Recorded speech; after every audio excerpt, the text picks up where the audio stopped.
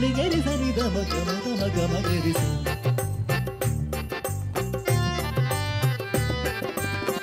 tang ga ta ta ga tang ga ta ta ga ta jinnu jinnu ta jinnu bit jinnu ta ta ta jinnu jinnu ta jinnu ta ta ta jinnu jinnu ta jinnu ta ta ta jinnu ta ta jinnu ta kita ta kita ta kita ta jinnu ta ta ta dum ta ta ta dum ta ta ta dum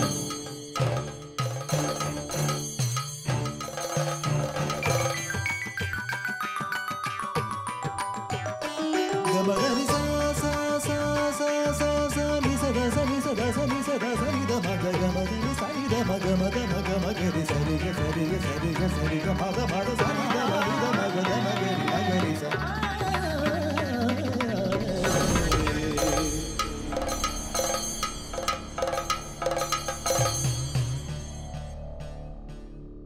എല്ലാ മാന്യ പ്രേക്ഷകർക്കും പൈതൃകത്തിലേക്കും ഒപ്പം ദൈവദാസനായ ദാവീദിൻ്റെ 7-ാം അംഗത്തിലേക്കും സ്വാഗതം. കഥയുടെ സാരാംശവുമായി ജോസഫച്ചൻ നമ്മോടൊപ്പമുണ്ട്. നമുക്ക് അദ്ദേഹത്തെ ശ്രദ്ധിക്കാം. പൈതൃകത്തിൽ ദൈവദാസനായ ദാവീദ് നാടക പരമ്പരയിലെ അവസാന അംഗത്തിലേക്ക് 7-ാം അംഗത്തിലേക്ക് നമ്മൾ പ്രവേശിക്കുക. ഈ രംഗത്തിൽ നമ്മൾ കാണുന്നത് ഹെബ്രോണിൻ്റെ രാജാവായി സ്വയം പ്രഖ്യാപിതനായ ചക്രവർത്തി അബ്സലോമിൻ്റെ ആജ്ഞപ്രകാരം അദ്ദേഹത്തിൻ്റെ സൈന്യാധിപനായ ഹൂഷായിയുടെ ഭവനത്തിലേക്ക് അബ്സലോമിൻ്റെ ദൂതന്മാർ വരുന്നതാണ്. എന്നിട്ട് പറയും, എത്രയും വേഗം സർവ്വസൈന്യാധിപൻ അബ്സലോമിൻ്റെ രാജസന്നിധിയിൽ ഹാജരാകാൻ പറയുക. രാജകൽപ്പന അനുസരിച്ച് ഹൂഷായി സൈന്യാധിപൻ അബ്സലോമിൻ്റെ മുമ്പിൽ ഹാജരാകുന്നു. അബ്സലോം പറഞ്ഞു, നമ്മൾ രാജാവുമായി ഇസ്രായേൽ രാജാവുമായി യുദ്ധം പ്രഖ്യാപിച്ചിരിക്കുകയാണ്, വേണ്ട നടപടികൾ യുദ്ധകാലാടിസ്ഥാനത്തിൽ നീക്കാൻ പറയും. ഉടനെ ഇടം വലം നോക്കാതെ ഹൂഷായി അബ്സലോമിൻ്റെ വീടിനോട് ഐക്യദാർഢ്യം പ്രഖ്യാപിച്ചുകൊണ്ട് ഇസ്രായേലിനെതിരെ യുദ്ധത്തിന് പുറപ്പെടും. അപ്പോൾ സ്വന്തം അപ്പനെതിരെയാണ് മകൻ യുദ്ധത്തിന് പുറപ്പെടാൻ പോകുന്നത്. ഇത് അടുത്ത രംഗത്ത് വരുമ്പോൾ ദാവീദ് കേൾക്കുന്നതോടുകൂടി ദാവീദിൻ്റെ ചങ്കലച്ച് പോകും. ഒരിക്കലും പ്രതീക്ഷിക്കാത്ത 2 സംഭവങ്ങളാണ് ജീവിതത്തിൽ സംഭവിക്കുന്നത്. അത് നാഥാൻ പറഞ്ഞാൽ കറക്റ്റാണ്. നിൻ്റെ ഭവനത്തിൽ നിന്ന് വാൾ ഒഴിഞ്ഞു പോകത്തില്ലെന്ന്. ആ വാൾ ദൈവവാൾ വന്ന് വീഴുകയാണ്. സ്വന്തം മകൻ്റെ കൈകൊണ്ട് തന്നെ മരിക്കാണ കണ്ടീഷനിലേക്ക് വരിക. സ്വന്തം രാജ്യം വിഭജിച്ചു.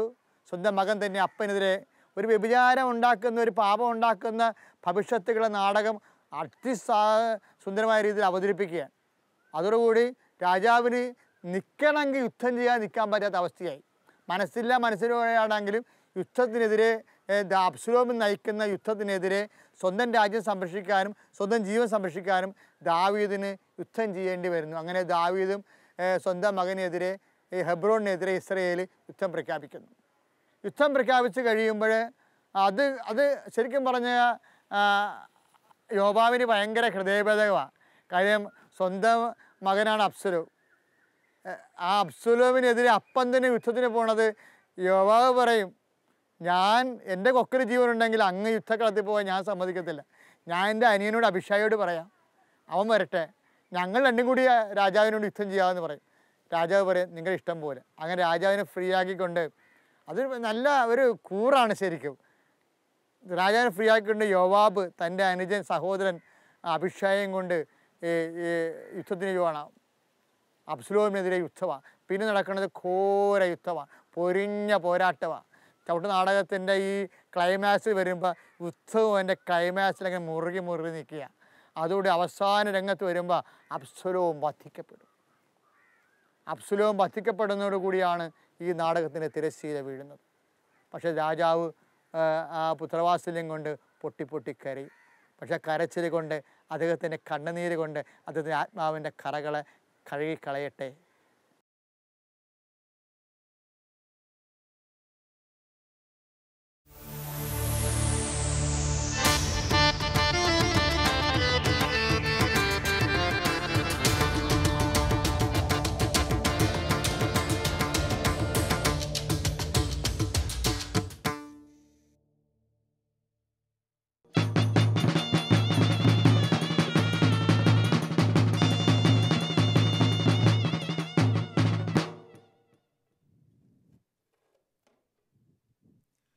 பார்த்தன்னில் புகழ் மை பேரோம் எப்போ நகரை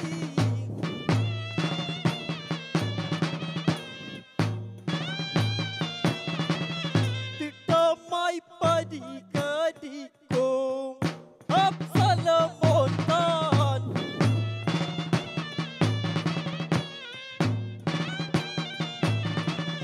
நிசமாய் பந்த பிடிச்சார் பொத்தந்தை பத்தை பீர பெருட்ட உஷாயியான்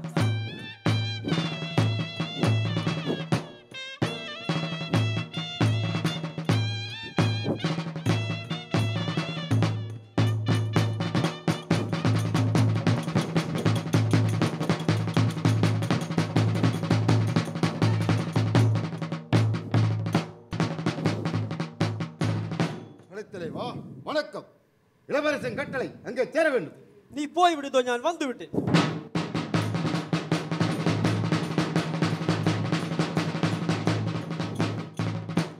புறப்பட்டா அதி போர் பட்டை அதி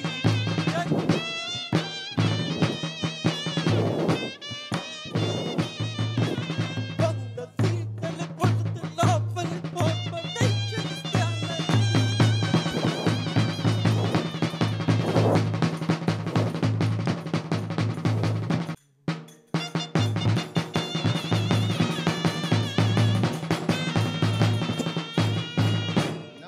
வணக்கம். உங்களுக்கு ஒரு கடிதம். இளவரசர் அனுப்பிவிட்டேன்.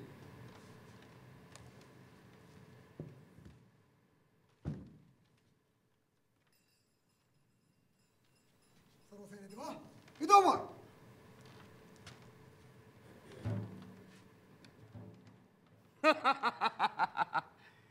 என்ன இது? படபுரிய போகிறாயா? ஒலிக்கு பிறந்தது பூனையாகாது. என்னவென்றாலும் நடக்கட்டும் அண்ணா, நடக்கட்டும். இதுக்கு எல்லாம் வழிகாட்டினவன் நமது மந்திரித்தான். அந்த மந்திரியே நான் முன்னமே தெரிந்திருக்கிறேன். சர்வசேனிதிவா, இதுக்கு மறுகடிதம் போட வேண்டாம். நாங்களுக்கு படை விடுவதற்கு சேரர்களை சடுதியில் கூட்டி வருங்கள். அண்ணா, நான் இருக்கும் போதே நீங்கள் தந்தையும் மைந்தனும் ஒரு முறை பார்க்க வேண்டாம். நான் எந்த தம்பியாயினா அபிஷேகம் கூட்டி போத்தான் வேண்டும். உன்னிஷ்டப்படி வந்து நடக்கட்டும். சேவுகா, நீ சென்று எனது தம்பியாயின் அபிஷாயை என்னதிடம் வரச் சொல். உத்தரவு.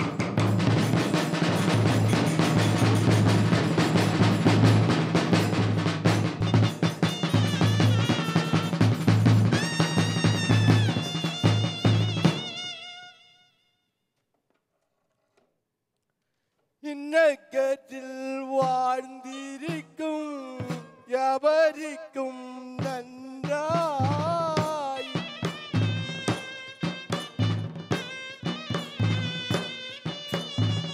கீர்த்தியாகே இஸ்ரவேலர் புகழ்வதாகே பரிக்கும்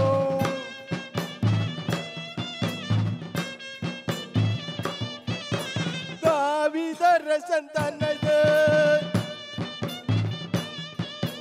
போர்பதியோ பாபு தம்பியாகும் அபிஷேக நான் வளர்த்த பயில் வாரா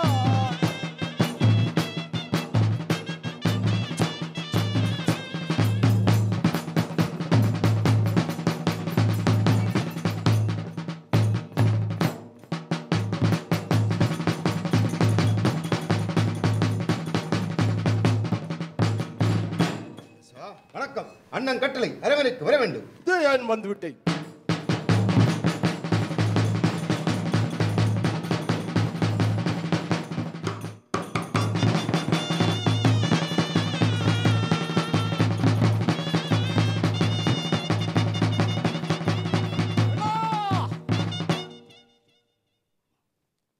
அண்ணா, என் அழைப்பித்த வீரர்கள் என்னிடம் சொல்ல வேண்டும்.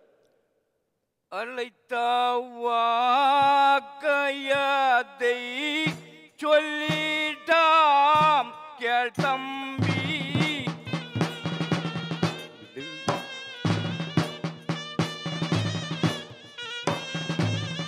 വഞ്ചകൻ അബ്ശലോമോൻ നാമാതീതം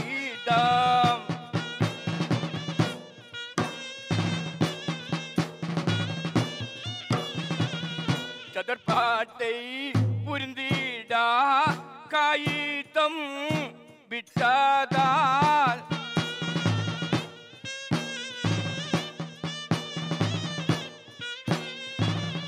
அவனிடம் எதும் தம்பி பாரும் தம்பி அண்ணன் சொன்னபடி அருமை மீக்கும் தம்பி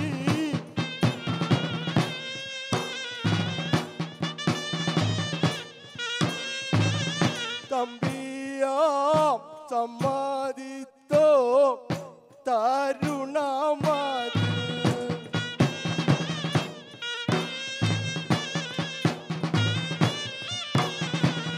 நடிச்சூட்டன் படைச்சோர குட்டிய விடுவார்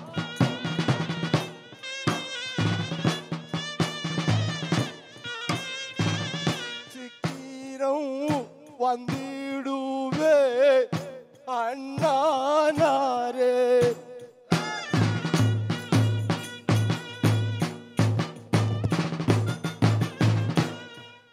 தம்பி, இந்த யுத்தத்துக்கு ஒரு பெரிய ரகசியம் இருக்கிறது. ஆதலால் நாம் மன்னனை சேர்த்து போகக்கூடாது. நாங்கள் அண்ணனும் தம்பியும் மற்ற சேனர்களையும் கூட்டி போகத்தான் வேண்டும். அப்படி என்றால் இப்பொழுது புறப்படலாம். அப்படியாகட்டும்.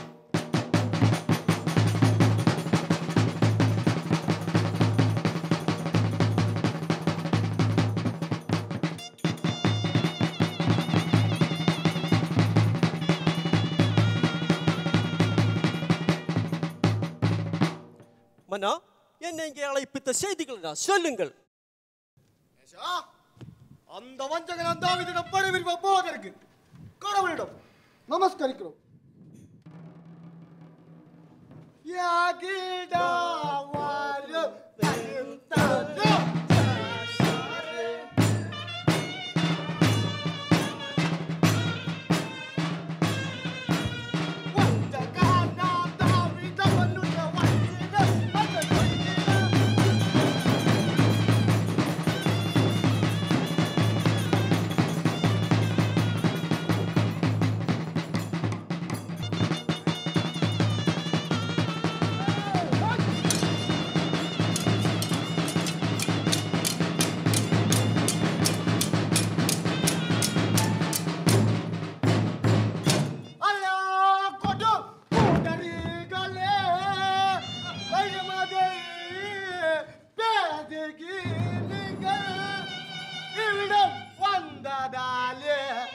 மனம் கலை கொள்ளுமே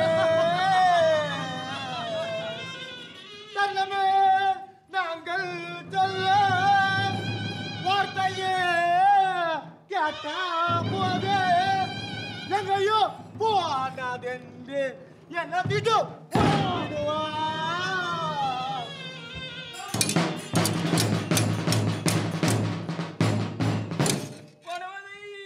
உங்களிடம் சொல்லிடுவார் நீ யாரென்று.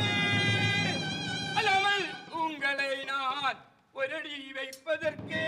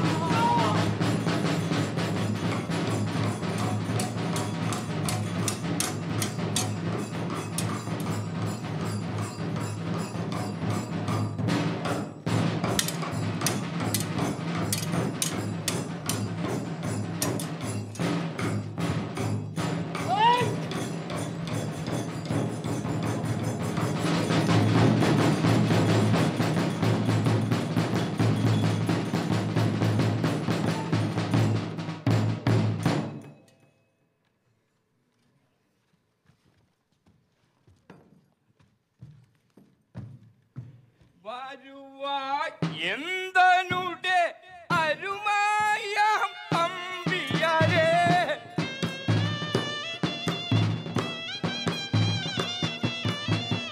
ഇവിടം വിട്ട് നമ്മൾ അരമനയിൽ ചേർന്നിടലാം.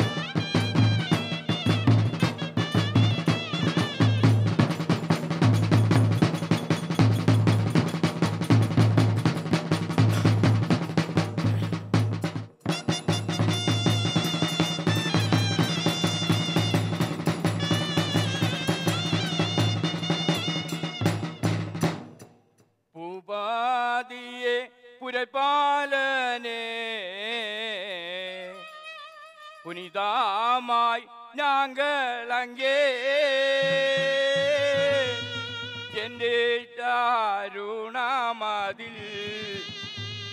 വണ്ടനിടം പടൈപൂരിൻ്റെ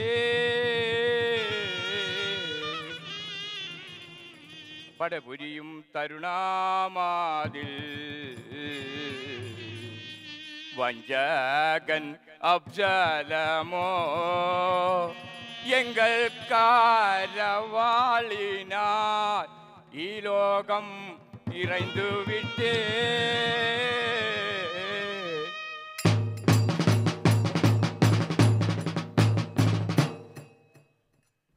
സർവസൈന്യതി വാ, ആവശ്യമാണ് മകൻ അനുപ്പിടുകൾ.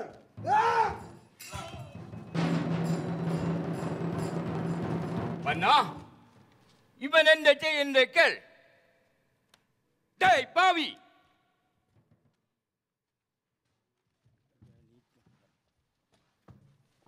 നീ മന്നനിடம் നിന്നുകൊണ്ട് மைந்தனை நம்பி தந்திரமாக நடித்து தந்தையை மைந்தனை ஒன்றாக படை கூட்டினேன். எங்கே உன் இளவரசன்? எங்கே உன் இளவரசன்? உன் சத்தியவாசகம் எங்கே? சொல் மன்னா.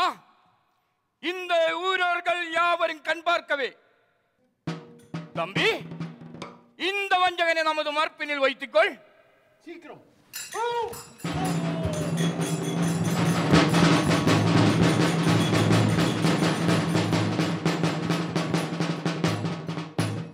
யார் இந்த சேவோ? நீ சென்று நமது கசாப்ரகளை அதிசீக்கிரம் எனதிடத்தில் வர சொல்.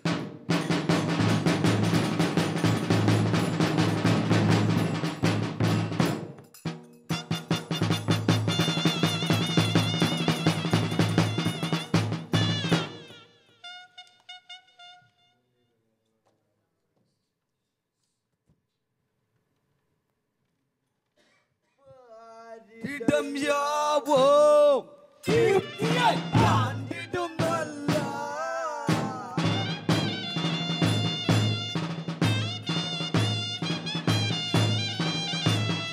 ഉറൈപ്പതി ദാവീദ് சொல்லுரை நடத்திடும் நாங்கள்.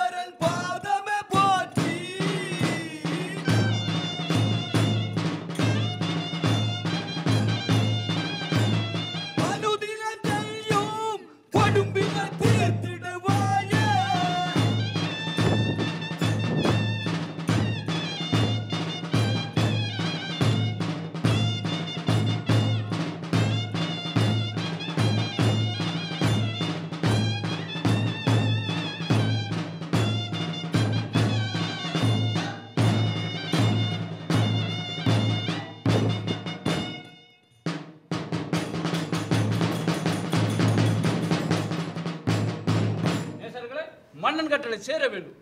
சைனிக தலைவனா, நீங்கள் போய்விடு, நாங்கள் இதோ வந்துவிட்டோம்.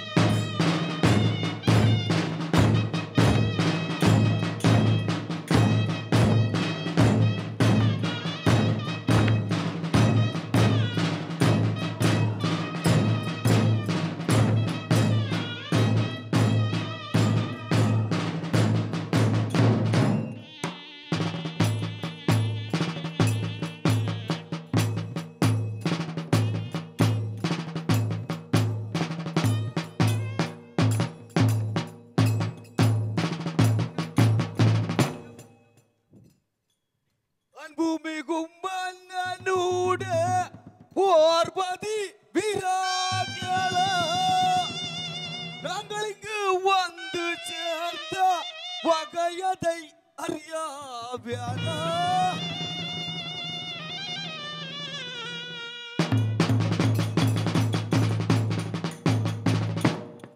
என் அன்புக்குற்ற நேசர்களே, நீங்கள் நமது மறுப்பினில் சென்று அந்த ராஜதுரோகியாய மந்திரியே மறுப்பினில் தூக்கி எடுத்த போது உயர்வதைக்க வேண்டும். இதுதான் ராஜகுற்றத்துக்குள்ள தண்டனை. அதி சீக்கிரம் போய் வாருங்கள்.